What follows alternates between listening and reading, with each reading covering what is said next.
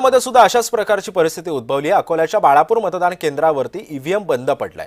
जवळपास 20 मिनिटं मतदान बंद होतं। अधिकाऱ्यांनी मशीन बदलल्यानंतर मतदान प्रक्रिया सुरू झाली आहे। मात्र बंद पडलेल्या मशीनवर 12 जणांनी मतदान केलं होतं।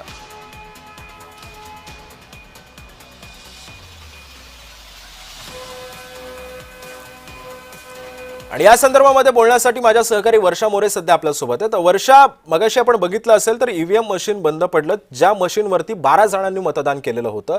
या मतदानाचं काय होणार आहे आणि सध्या अशा पद्धतीचा घोळ पुन्हा उद्भवलाय का?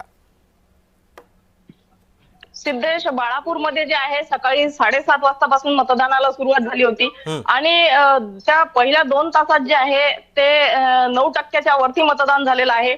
पण प्रभाग क्रमांक 5 मधील बूथ क्रमांक 1 वर जी आहे ती ईव्हीएम मशीन जी आहे ती बंद पडली होती।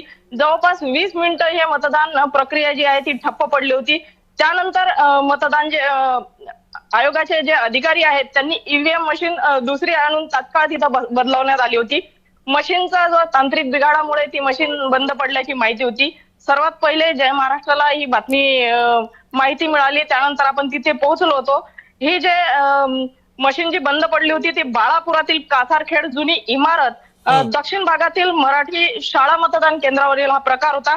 दरम्यान बंद पडलेल्या ईव्हीएम मशीन मध्ये जे आहे 12 जणांचं मतदान त्यामध्ये झालं होतं आणि आता जे आहे ते मशीन जे आहे ते सुरळीत सुरू आहे। सिद्धेश, नक्कीच धन्यवाद वर्षा, तुम्ही दिलेल्या अधिक माहितीबद्दल।